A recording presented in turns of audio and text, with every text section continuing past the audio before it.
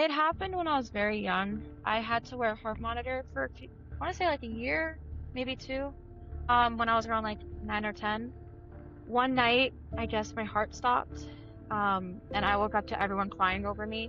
My mom's a nurse, so she knows what to do if Right. anything happens. But I guess it stopped for a little bit, and my heart monitor was going off like crazy. What I remember, and like I said, I grew up Catholic, Hmm. so it may look different for other people. I thought I was dreaming, and I was in a cave with a waterfall, and I see my Wow. grandfather, who I'd never met in my life. I've never met my grandfather. He died in 98 and I was born in 2000. I see him with my patron saint, Padre Pio. And they're talking, but I don't hear what they're saying. It's kind of muffled by the water. Hmm.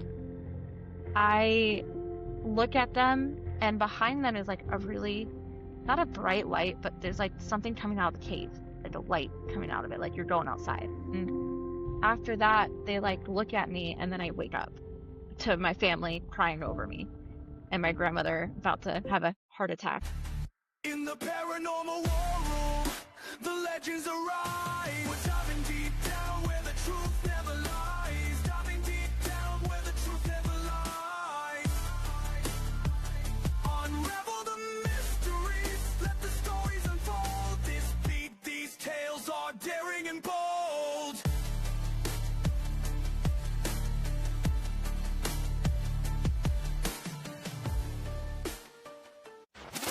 All right. Welcome back to the Paranormal War Room. I'm your host, Corky. And again, I'm joined by my buddy Dustin. He's going to help me do a little hosting tonight. And, tonight we're joined by Miss Sophia Dunbar from Haunted Adventure Club. Sophia, how you doing? I'm great. How about y'all? Well, we're doing good, man. We're just happy to be off work, ain't we, Dustin?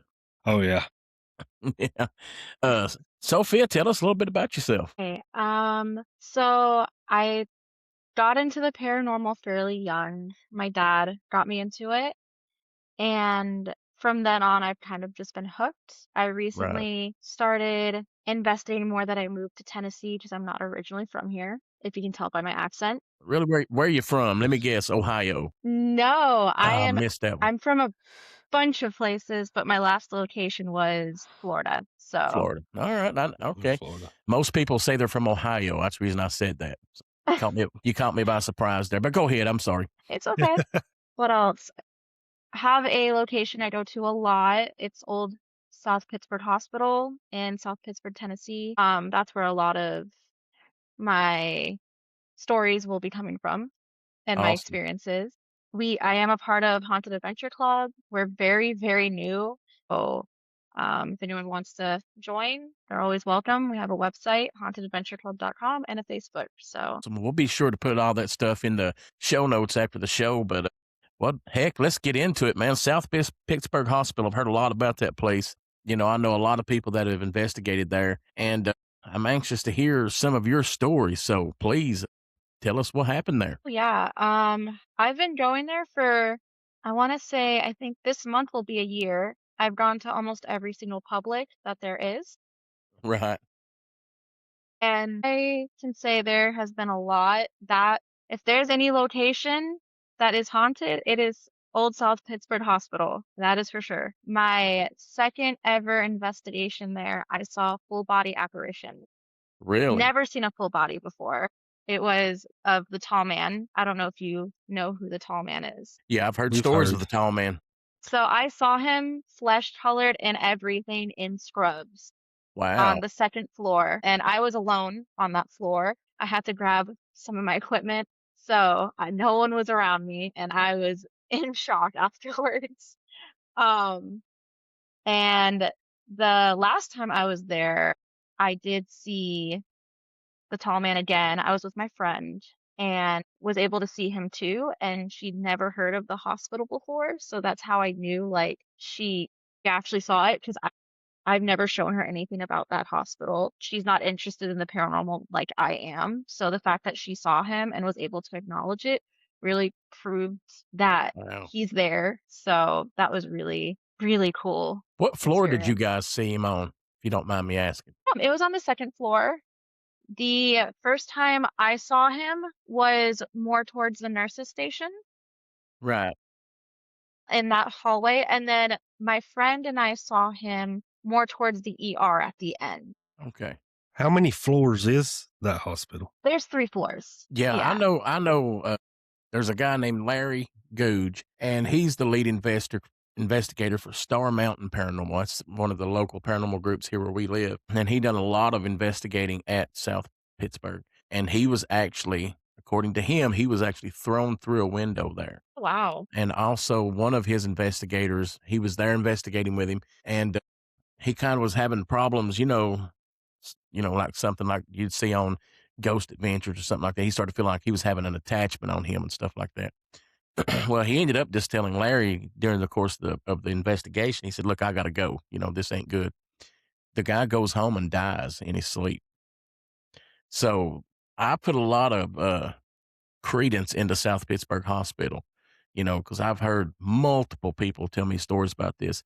And the reason I ask you what floor you guys were on is there's a ghost or a spirit that's supposed to always hang around the first floor, and his name's Jim. Did you guys ever come around, Oh, anything I about Jim? always see Jim and talk. We, Really? Tell us a little yeah, bit he's, about Jim. oh yeah. So my first ever investigation at South Pittsburgh Hospital this was my first solo. Like I've never gone alone to an investigation before that night. Right. And I was with Night Song because they were kind of headlining it, Right. that public that night. We were in Jim's room and you're kind of we were playing music for him and I can't explain it, but we were all so overcome with emotions. All of us were like on the verge of crying because of what was happening. It felt like he was so happy to have a bunch of us in there laughing and talking with him. And when I tell you the room lit up, I mean like all of their equipment lit up that night. And Wow. it was really interesting. So what's the story behind Jim? Do you know the story behind him or anything like that? Yeah, I know a little bit. I know there's stories out there saying he was a drug addict, he Mhm. was gay, he was a pedophile. None of that is true. The reason why there were syringes on the ground when any investigators went to the hospital was because he was diabetic, and Oh, that's what he died from. He Now, died from a okay. heart attack from diabetes in August.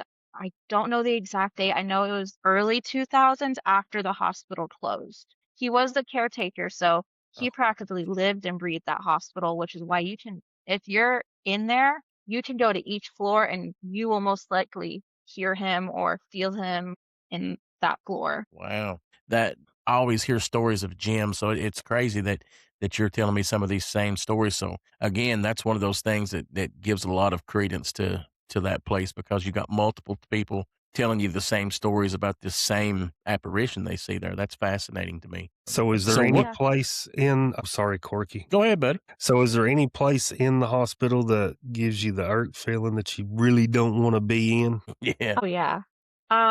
So whenever I'm there, because sometimes I'm there in the daytime because I have become friends with the owners and I try to help there sometimes. I will not go to the ER alone, and I will not go on the dark side of the third floor alone. I don't know what it is about the third floor. It's just that's a whole other world up there, especially that dark side, which was the OR and labor and delivery. And then the second floor is the ER, and that area is shadow hallway. So we have the trickster over there, and he loves to just right up on you. Oh wow. What's the trickster? I've not heard that one. So we really don't know where he came from. We know that he's there, and if he knows that you're afraid, or if he knows you're anxious about something, he will make it known that he's there. I know a few friends, it's never personally happened to me. I've never seen him. He has come up to their faces like this close. And Wow. then on top of that, he also has like touched people to scare them, has he's not evil or demonic. I have never crossed anything demonic in that hospital, no matter what people say. But he's something else. He likes to mess with you. He likes to tug on your clothes, touch you, grab you, and then just literally like if he's coming up to you, you just see darkness in front of you, even if there's a light, according to my friends. Do you think he picks and chooses who he picks on, or is it just random? I think he picks and chooses 100%. Wow, that's fascinating. That's a new one on me. I have never heard of the trickster. So that's fascinating. Is that the scariest thing that you've ever had happen there, or has he got anything else that's happened Uh, there? Not at Old South Pittsburgh, but I have a scary story from Harriman. Harriman. Okay, all right. I got friends that live in Harriman. Let me hear a little bit about that. So I don't know if you know the same owners who own Old South Pittsburgh also own Harriman. No, no, no. I was going to ask you. So you obviously, do they allow people to investigate there? Because I'd heard that they had quit letting people investigate there, but you know the owners, so maybe you got the inside ticket there or something like that. They do publics at No, Harriman do they? Hospital. They offer privates also. It's another South Pittsburgh is crazy. Harriman is way off the chains. Now this is it another hospital, Harriman Hospital? Is that what we're talking Yes. about? Okay. Yes. So you're saying public events and then private events. So do you have to pay to get in to investigate them places? Yes, you Okay. do have to pay. And I will say it is a lot cheaper than other locations. Right. And they tier it by hours. So if you want the cheapest ticket, you can get the cheapest ticket. And if you want to stay longer, you can pay more. So Everybody's got to make some money somehow, I guess, don't they? But Yes, yeah, sir. let's get back into this Harriman Hospital. Let's hear what went down there. Okay, so I did a public with a few of my friends. It was actually their stepdaughter's first time investigating ever. And I was like, okay, we'll start on the fourth floor and work our way down because Harriman, you get tired because of how high it is. But the last hour we were investigating the geriatrics unit. And I decided just to mess with them, I was going to play Walk by Cardi B. And old people and WAP do not go hand in hand, and that's why I did it. Well, that's one way of provoking. I'll put it that way. Yeah. And so my friend and I, we were cleaning up to leave because it was about to be 2 and we had to be out. So as we're leaving, we both see the apparition of an old woman in the room. Wow. And so we're walking out and she has her ovulus running still, and it is telling us a lot of different things, including like get out and run, which we usually are like, okay, whatever, because they're just there. They're just messing with us. But this one was like, she will harm you. And I was like, okay. And we kind of backed away, like trying to pretend that we didn't see her. So we're walking, and my friend, she turns to look behind her because she felt like something was following us. And she turns and sees the old woman still. And as that happens, I get pushed very hard. Wow. And I hate to say it, but we both booked it out. We pushed her husband and her stepdaughter to the side. Oh, yeah. If it starts getting physical, I'm out the door, man. I ain't got no shame in my game. I'll tell you that much. Corky, would Oh, you yeah. even get out of the car to go in? Now, most time, look, I'm the guy that'll sit here in this chair and talk about all this stuff. I'm not going to go do it. You know, there's two different types of people in the world: the people that talk about it, the people that do it. And I'm a talker. You know. Wow. So when you ran out of there, how did the night end? I mean, what happened with that? So after that, it kind of chilled. I think she was just like telling us, this is my place. You do not come in playing that music. Right. And it just calmed down after that. We like to say that the spirits have a bedtime at South Pitt and Harriman, and after 2, it's just dead, no pun intended. Right. And so that's what kind of happened. Everything kind of just died out. And that's also around the time a shift change happens. Oh, So we okay. also say it could be that they're changing shifts from the night to the day. That's fascinating. That was going to be my next question. What's your theory as to why the activity kind of dies down at 2 a.m.? But that's a pretty good theory. I've never heard that before. That's pretty good. So, shoot, what got you into doing this type of stuff, man? I mean, Yeah. So I moved around a lot growing up. I lived in Florida, Vermont, Connecticut, Italy, back to Florida again. We were everywhere.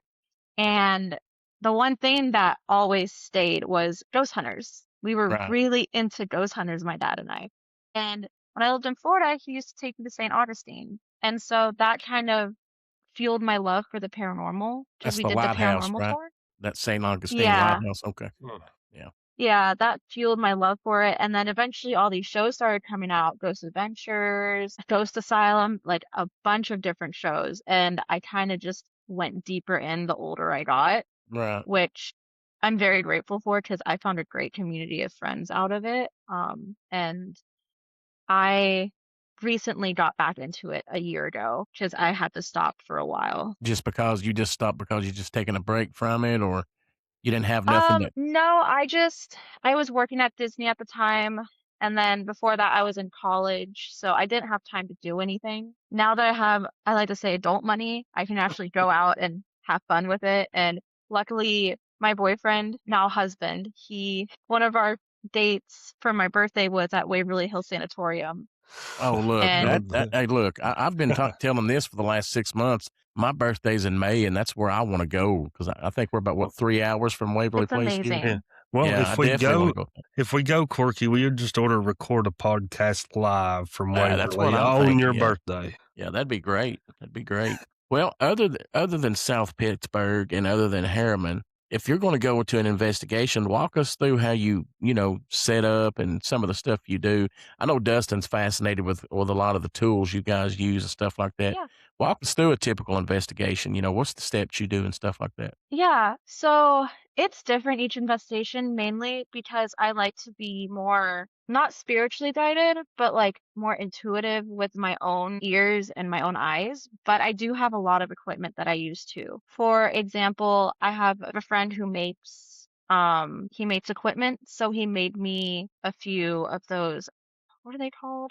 They're like the lights, the strips. It's like a Oh light Lord, strip. I know what you're talking about. I don't know what the name of it is. Yeah, I have no idea what the name of it is. So he made me one of those, and so I'll try to set that up across the room. And then of course I have like homemade REM pods he made for me. Hmm. And I also will set up, I like using the apps to test them out. So I'll put out an app every now and then.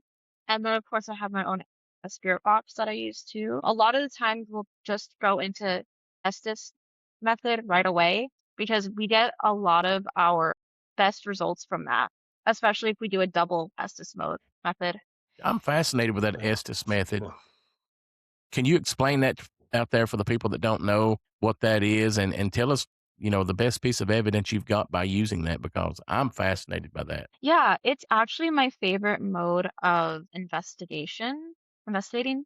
And so Estes method is where one person is in a different room or in a far away from you and they put noise canceling headphones on and we'll have a spirit box going and we just ask questions and they don't know what's going on. So they'll either sometimes they're blindfolded, sometimes they're not. It just varies by the person, but all they hear is the static and the talking from the spirit box, not from us at all. We do it a lot at South Pittsburgh. We get a lot of our best evidence that way. I will say the best evidence I've seen with Estes method was when we did a double one. So one person was in the one X-ray room and another person was in the other X-ray room, and we were asking questions, but they were actually having a conversation with each other. Like Wow. it was crazy. I've never seen That's- or heard anything like that before, because you just heard them calling out, but they were having a full-blown conversation. How do you know what they were talking about? It was so long ago. I think it was Buddy who was talking. It may have been about fishing. Oh, really? And Wow. Really? yeah, it was really cool though. I was like in awe because I didn't even come in at the start. I stumbled upon it and just sat with them for a little bit, and Hmm. you can just hear them having a full-blown conversation from one room to the other. That's fascinating, man. That really is. I hate to jump around a lot, but man, I forgot to ask you this when we were talking about South Pittsburgh. What is the dark area you were telling me about? This on the third floor or second floor, we have two. I think you said on the third floor there was an area you would not go into, and I think you called it Yes, the dark area. the OR area. Yeah. So that's where the OR is, and then labor and delivery is up there. We also have the nursery over there on that side. Nobody likes it up there. One person I know, he is like one of the most fearless guys. He will walk into shadow hallway like it's nothing. Hmm. Will not go up there by himself Wow. in that area specifically. It's claustrophobic because there's no windows. But I Mm. also believe that's where the tall man resides, and that's why it has that feeling of claustrophobia, because we don't know who the tall man is. We think it may be a doctor, Mhm.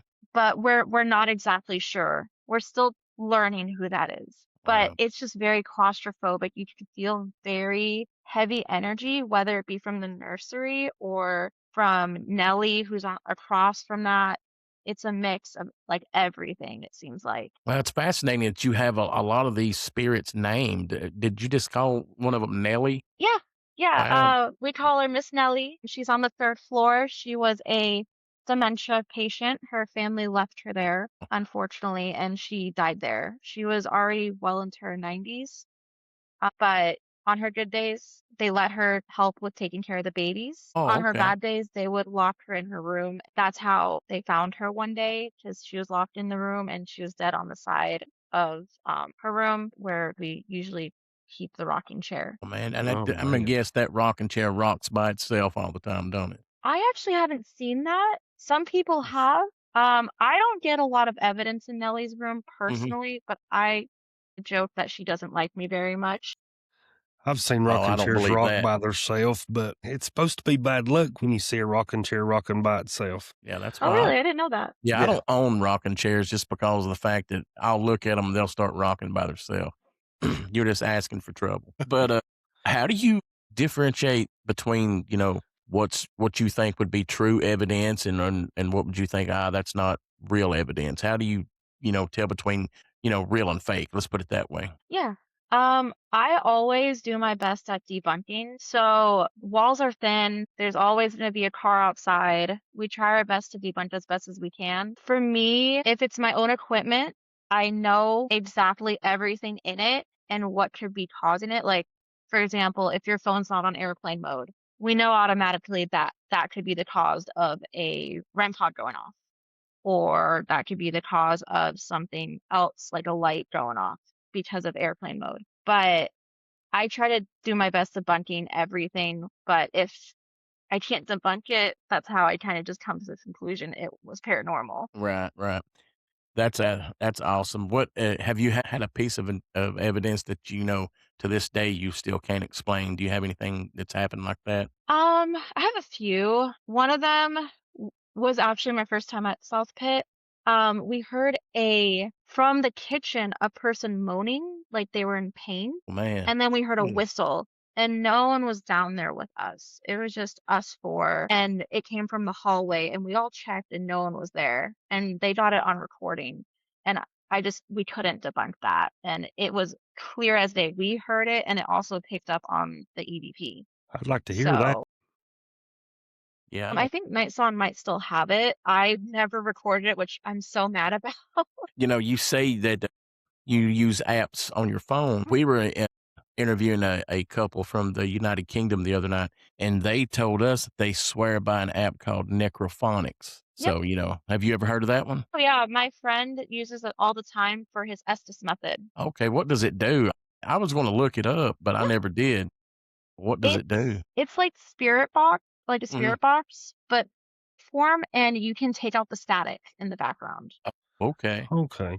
So Wow. Yeah. will it work if your phone is on airplane mode, or do you have to flip it back and forth? You have to have it on airplane mode for it to work usually, because it doesn't work for me if it's not on airplane mode. Oh, the app. Wow. Yeah. And Okay. you actually have to like turn on the sound on your phone too for it to work. Because sometimes I have my phone on like mute from calls, but you have to have that on too. Like it's very specific on how it works. So it seems to be Wow. pretty accurate then. Yep. Yes. Yeah, you're the second person that has said they used it. So I would like to download it, but I'm afraid to. Corky, you can turn it on That's and play in your understandable. house with it. No, no, we're not even going to talk about my house. But what do you think is some mistakes that investigators commonly make? The biggest one is not debunking their evidence. Hmm. I've noticed that a lot on the TV shows, which is very unfortunate because the biggest thing you want to do is debunk before you come to the conclusion that it was paranormal. Because I do it all the time. I'm always like, oh my gosh, it was a spirit. No, it was just a water leak. So it's Right. like you Yeah. just need to come to that conclusion before you post anything, in my opinion. Yeah. I would also say not especially this is big on paranormal investigators in social media, not explaining how the paranormal can affect you, especially if you have like if you don't know you're higher up there with spirituality. For example, the first investigation I went to by myself, I about knocked out because they were draining my energy so badly. And it's not talked about enough, I feel like, because it can cause a lot of issues to you mentally if you don't realize it's from that. So, and just how equipment works, explaining that to people, they don't really explain anything, and I feel like they should because then people won't know how to use them. Wow. What do you think is the draw or the appeal to the paranormal? Because you know it seems to be a very popular thing now. You know, a lot of Oh people yeah. are getting into it. What do you think that is the appeal to the paranormal these days? I think so today I feel like it's because everyone has social media and they want to have the next big clip. Yeah. But for people who are actually invested in the paranormal and really, really love it, I think it's just trying to come to terms with the unknown. We want to learn more about the other side, and talking and investigating with the other side has been very beneficial in learning on what will happen to us once we're gone. Right, right. And I'm sorry, I'm jumping all over the place tonight, but That's I'm okay. getting all these questions popping in my head. But how, when, as you going into an investigation, what are the steps you take to protect yourself? Like maybe, So, nobody wants to bring home a spirit with them and stuff like that's why I don't do it. yeah. But, everybody has their own methods to cleanse theirself and protect themselves so they don't have anything attached to them or they don't bring anything home. What are your steps that you do to cleanse yourself Yeah. or, put that barrier of protection up around you? So I actually learned this the hard way. I did have an attachment, Mhm. a very, very negative one. So I learned from a friend of mine how to protect myself. A lot of people don't really use it, but I feel like it protects me. I have black tourmaline at every entrance and And exit of my house. what is that? So it's a crystal. So Mhm. it's for protection. Basically, nothing negative can pass through it. Okay. So I have that all over the house. I carry crystals with me at every investigation, especially black tourmaline. And then I also have this necklace that's also protects me, I feel like, Mhm. of the Virgin Mary. That's another thing. And then I sage my house I try to sage every month, and then we light incense sticks a lot too, which can also be very clearing of any spiritual energy. Right, right. A lot of people I interview, they do some of those things, same things you just told me about, but a lot of them always talk about setting those intentions before they go into a place. You basically set the intention that you're not allowed to come home with me, and you're not allowed to use my energy and stuff like that. Have you ever heard about anything like that? Do that from time to time, especially in investigations. I don't know what's going to happen for a new location. For example, I recently went to Randolph County Asylum and I did that before going. I made sure they knew I was coming in to investigate, not going to be not going to be rude, just wanting to learn. And then I said, I do not want you coming home with me. I do set those intentions in certain locations, but if I know the location and I know that the spirits know that I don't want them following me home, I don't do that usually. So do you do residential for, people that thinks their house or home is haunted, and have you ever done I anything like that? I do not. I get nervous with that because I don't want it to attach to me. Exactly. Um, That's where I'm coming from with Anything all it. can happen with these publics or privates that you do at a well-known location. You know that it's from there and you can always just send it back. Right, right. So that's the biggest thing with me. I will not touch residential for that reason. So, what would you do if you felt like you had a negative attachment on you? How would you handle that? So I actually have a friend, person who uh founded Haunted Adventure Club. She's a witch. So if anything like that happens, I have her to contact and she can help me and guide me through the steps. I do keep sage on me. I have car sage too, so and then I also have a lot of crystals for protection, and then I grew up Catholic, so if I have to, I will bring out those things I and heard Jesus. that. I heard that. Okay. Yeah, that's fascinating. The first time and the last time I ever went ghost hunting, I was just like everybody. I wanted to, be like ghost hunters and stuff like that. So I got the big idea one night, and this was probably 20 years ago now. I'm aging myself just a little bit. But I didn't even have a recorder. I had a laptop, and I drove out to a graveyard, and I was walking around in that graveyard, with the sound recorder on it pressed. And I was talking around. And before I left, and this was about 1 o'clock in the morning, and I said, this is your last chance to show me something. And then I closed the laptop up and I left. Well, I went home and, I'm listening back to my recordings, just, trying to do everything like they do on Adventures or Ghost Hunters or whoever it is, whatever TV show you're watching. And sure enough, as soon as I said, this is your last chance to show me something, this would be considered, in my opinion, a Class A EVP. You hear a little girl say, "Where's my mommy?" Now, my question to you is, do you really believe there's a little girl in that graveyard looking for her mama? Now, here's the odd thing about it. People can say, "Oh, that's bullcrap. You didn't do that." I can't vouch for any EVP that was ever recorded, but I can tell you this much. I was by myself in a graveyard at 1 o'clock in the morning. There wasn't no radio stations playing. There wasn't nobody hiding in the bushes over there, saying this stuff. I cannot explain how I got that recording, but, and it really upsets me to think there might be a young child walking around looking for its mommy. So what is your take on that? So there could be very much multiple reasons. Hmm. The first being that what everyone goes to, if it's a little girl, demonic. That's their Yeah. first thought. It's a demon. Mhm. But we also don't really think about residual energy. There's going to be tons of residual energy in cemeteries, for example, the battlefields for the Civil War. Mhm. That's all residual energy. So she might be still doing stuff that she did when she was alive. Right, right. So that could be another reason. There's just so many reasons why that happened. We have children spirits all the time at South Pittsburgh, and I know for a fact they're actual children and not a demon, Hmm. as so many people want to say. It's just that residual energy coming back. Tennessee is built on limestone. Limestone holds energy, and that energy is going to bring back the past. And that's why there's so much of it here. And it could have been that. Yeah, absolutely. And I'll tell you part two of the story now, real quick. And this is why Corky does not go ghost hunting to this day. So, I went back home that evening and everybody in my house, my wife, my kids, everybody's asleep, right? So I'm sitting there with my headphones on and I'm pretending like I'm a ghost hunter and all this stuff. And obviously I'm like, oh my God, I actually caught something. What's going on here? This stuff is real. That's what's going through my mind. So about that time, my son, he was probably 8 at the time. He comes running out of the bedroom and I'm like, "What are you doing, dude? This is 2 o'clock in the morning by this time."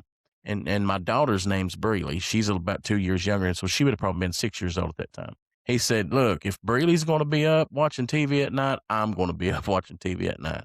And I said, "What are you talking about?" He said, "Breely just run through the hallways in the or in the living room and they're watching TV." I said, "Dude, Breely's behind me in the bed asleep right here." So he looked at me with just that blank stare on his eyes. And so he had seen a little girl run through our house and go into the living room. And to this day, I know I brought that little girl home with me that night, which is why I don't go ghost hunting now. So I'll go back the next day and I go to the part where I was standing at, because it was, when I was there, it was dark. I couldn't see really anything. There was a street light, 50 yards away, but you couldn't really see nothing. So I go back to the place I was standing where I got the recording and I look down and there's a little girl. I think she was 6 or 8. I don't remember the age now, but her name was Debbie Derrick. And was between the ages of 6 and 8. I can't remember now what her exact age was. So I'm like, from that day forward, we started calling her Debbie because we had no activity in the house at that point. But since that day, something would happen. Well, that's Debbie. We just adopted her as another child, that day. And so do you think that's what happened? Because I never got anything demonic out of that. Yeah. I think, especially with children spirits, they attach to something that feels comfortable to them. Hmm. Like we have Logan who's in the kitchen He thinks it's his birthday every day. So Wow. whenever we're there, we sing him happy birthday. We don't know his age. We think he's around 6 or 8, like a Mhm. Debbie is. And he'll follow me through the hospital, and to let me know, he'll tug on my shirt. Really? Yeah, so I think they try to attach to people who they think is kind Mhm. and makes them comfortable, and they know that won't harm them because they're still kids at the end of the day, Right, right. even if they're not alive anymore. They have that mentality, and she probably saw that you're not, in a way, your soul was good, so she attached Well, herself. I believe my soul's good, but I'll tell you part 3 And of the story. she oh, go So, ahead. her name was Debbie Derrick. My last name is Derrick. We came from a small town. I mean, this town, there's probably 800 people in it. There's no doubt in my mind this child is on my family tree at some point in the past, you know? So, maybe she felt that attraction to me because I was Right. probably maybe somewhere family to her somewhere. I can't prove it, but, a small town, you don't have many people with different last names being from a different, clan of people. I would put it that way. That's a big coincidence, Corky. Yeah, and I don't really believe in Yeah. coincidences. And I tell that story, and it's like you said, every time when people tell they heard a child's voice, it goes straight to demonic, demon this, demon that. And I'm not saying I don't believe in bad spirits or demons. I do believe in demons, but I don't think everything's a demon. The way it Well, was has been put to me before, if you was a jerk in life, you'll be a jerk in death. You know.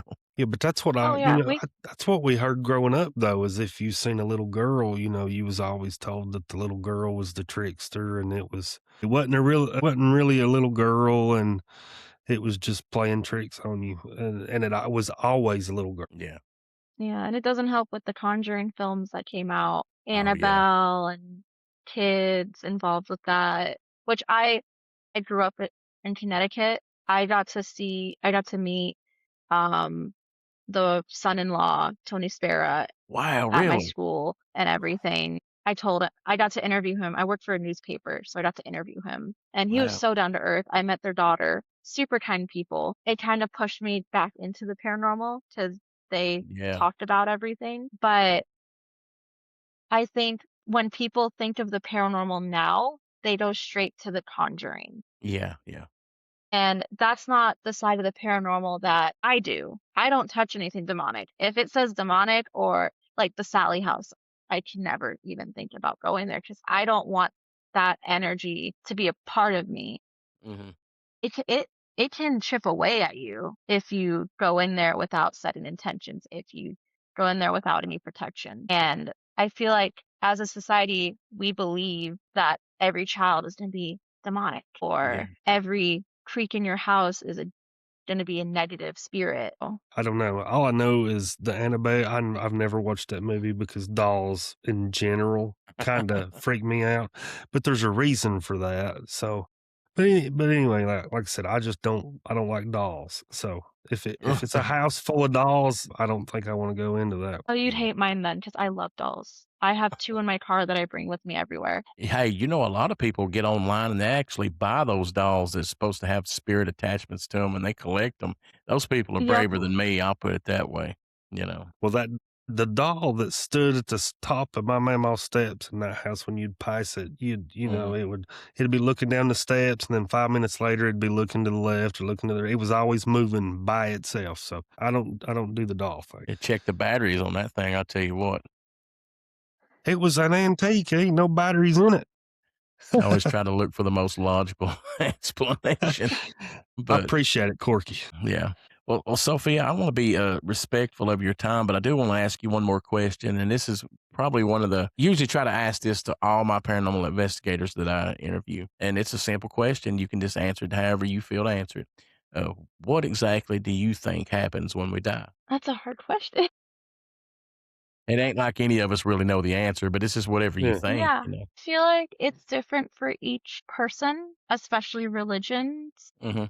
because we all think differently, but all so cohesively in these religions, if you really look into it. And I think what people think is a heaven it is like a heaven, but it's all of us together rather than separate.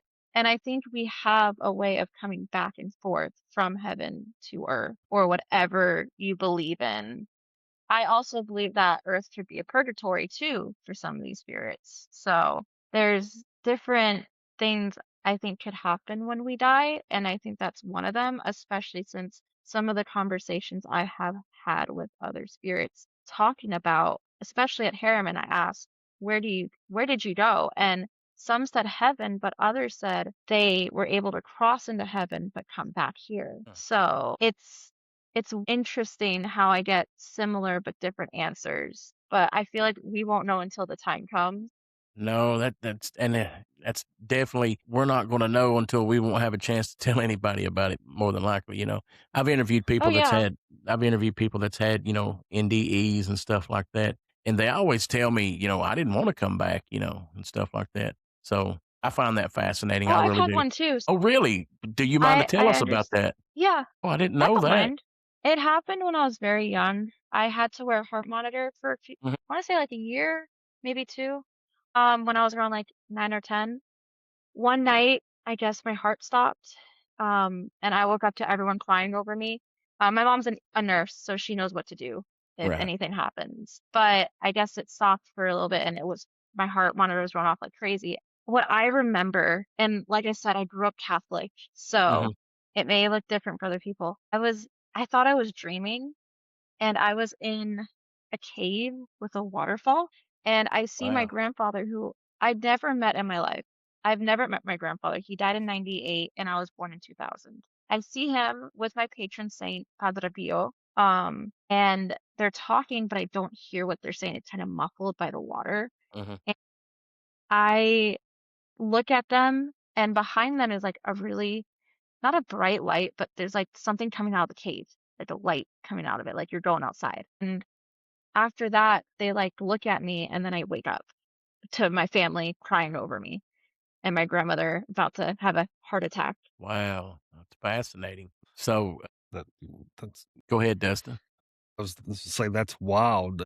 Yeah, it is What did wild. it feel like? Was it a happy feeling when you was in there, or was it or are you even able to describe it? It felt like I was super young, but I felt happy to see them. Like, I felt safe. Like, I know whatever was gonna happen, I was gonna be safe. You weren't That's all I scared. remember. Yeah, you weren't scared. No. It was a I wasn't comfort. scared at all because I thought it was a dream, though. I thought I was gonna wake up, Right. and I Wow. thankfully did, but that I think that's also another reason I can see them so well and I can feel them because of that. Because everyone I've met who's had near-death experiences have not I don't like to call them abilities because Mhm. I feel like anybody can do this. You just have to really hone in on it. But we can easily decipher what we're feeling and the energy in the areas. Even if we don't know it's haunted, we can still feel the energy. Yeah. And I can see apparitions very easily compared to other people. Wow, Sophia, this is fascinating. I always end up talking to people, that it seems like, you don't want to call yourself a medium or sensitive and stuff like that. But it always ends up, like this, with, people that are telling me that they have these, sensitive abilities and stuff like that. And as far as this shows go, what I'm saying is I'm starting to notice a theme to how these conversations go. And I can tell you from what's been told to me in a lot of interviews I've done is, like you said, anybody can do this. That's been told to me multiple, multiple times is anybody can do these. It's not like it's special to one person. And they said, you just got to open yourself up and expect and want to have the gift and that's how you would practice using it and stuff like that. So, and I'll tell you, just like I told the last few people we interviewed, if you want to talk to anybody about these types of abilities and stuff, I can put you in contact with some people that are very versed in it. And if you need any advice or anything like that, just let me know, and I can definitely have you reach out to some people because it's fascinating to me, and it's fascinating that you guys are all telling me the same thing. And that's what just blows my mind because I ain't got no abilities. I'm just a guy that's sitting here looking at a computer screen. But You'll never everybody, know. Well, Never know. I'm not open to it. My door is closed. I don't want to see nothing. You know what I'm saying? But Yeah. I'm starting to feel like I'm supposed to help people get in touch with each other or something like that, Well, because every conversation I get into ends like this, man, and it's kind well, of crazy. But it I don't see how happens. people can say I don't see how people can say this stuff isn't real, because I'm telling you right now, you're probably the eighth person that's told me the same type of story, and it just blows my mind, it really does. But go Well, ahead, it's Dustin. I'm been sorry, man. since I was little, so That happens all the time. Yeah. Before we stop, I asked the last crew the same question. If there's one place that you could go on vacation that you hadn't been to yet to do a ghost hunt on, the absolute place that you would want to go and do a vacation, where would that be? it's my dream location, and I'm so mad I can never. It's not open to the public. It's Isola di Poveglia. It's in Venice, off the coast of Venice. Oh, wow. Ghost Adventures went there a long time ago. Apparently, Nick Groff is holding a thing there this year, and a few other people are doing it, but it's not open to the public, the actual island. It used to be a plague island, and then it became a mental asylum. Did you It say is a my plague dream. island? Yes, it Whoa. was, I had niches as a kid, and one of them was the plague that went into college, and I did a whole thesis on it. Wow. What's And this place called again? I'm gonna look this up. I've never heard of that. yeah, I'll give you the English name for it. It's easier to look up. Poveglia, so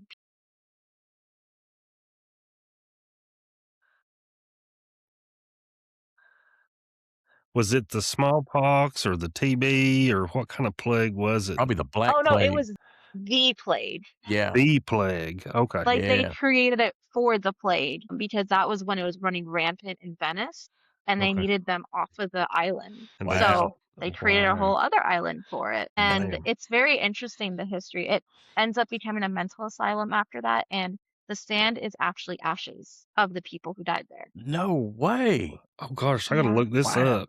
I bet Yeah, you that as soon as we get done, I'm gonna be Googling the crap out of that. Yeah, I've I never there's a heard of it. YouTuber who recently went there. I forgot I think it was Paranormal Files. Mhm. He spent the night there, even though you're not allowed to. Well, But why don't they let anybody go investigate there? did he sneak on? Plague it How did is, he still there? get there? Yeah. it's so people find ways, Well, I'm I've sure. realized in the Yeah. paranormal. But it's home of venomous snakes. The interior is basically falling apart everywhere. Safety It's hazard, man, not right? safe. Yeah. They wanted to turn it into a university. I think they got enough people to sign the petition to not do it because it is a part of history and we don't want people building a huge university on it. Yeah, well, who would wanna go to college there, man? That's crazy. I don't know. I Hmm. just want to visit, that's all. No doubt, no doubt. That's fascinating. Yeah, So it has an extensive history. I no definitely doubt. recommend it. I will definitely be looking that up as soon as we're done here. But Sophia, fascinating conversation tonight. Tell us a little bit, how we can get in contact with you, or anything that you want to get out there right now. Go ahead and tell us about it. Yeah, so I have like every social media under the sun, TikTok, Instagram, Facebook, you name it. My Instagram is Sophia underscore and the underscore phantoms. That's where I post a lot of my stuff, and then Facebook, which is Sophia Dunbar. And then we also have the Haunted Adventure Club on Facebook currently, and then our website. That's where we're going to be running a lot more stuff too. I'm also creating a TikTok for it so we can do future videos regarding all of our investigations. But yeah, I'm basically their marketing manager for it right now. That's awesome. And it's still very new and it's really cool and fun. And I like showing off what I do, even if a lot of people don't believe in what I do. Well, uh, it's okay if they don't believe. Everybody's entitled to their own opinion. But hey, I for one want Hmm. to, just thank you for all the work you're putting in, because Yeah, this is how we learn.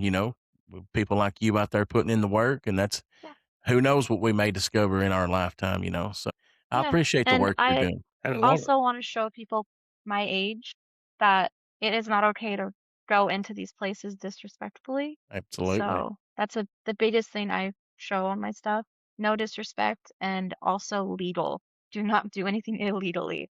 A Yeah. lot of people my age do that. Well, yeah, I bet there is, especially when it comes to, people wanting to slip into places they're not supposed to be and stuff like that. But Yep. But yeah, thank you for, all the work you're putting in.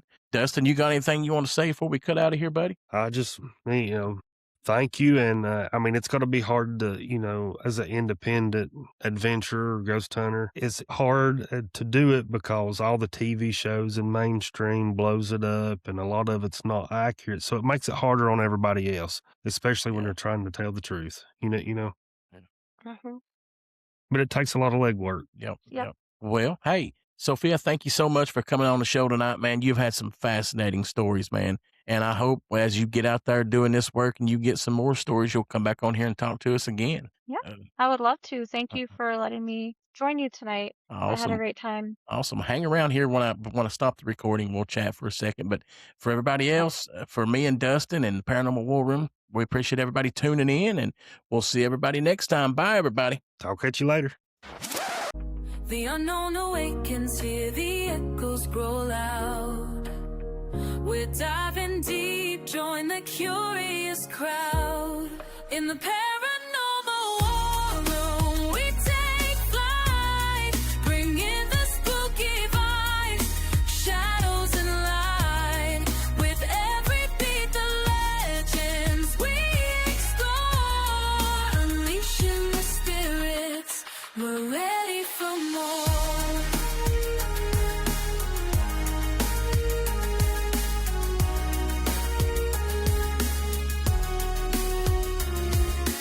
Aliens striking down like thunder from the skies.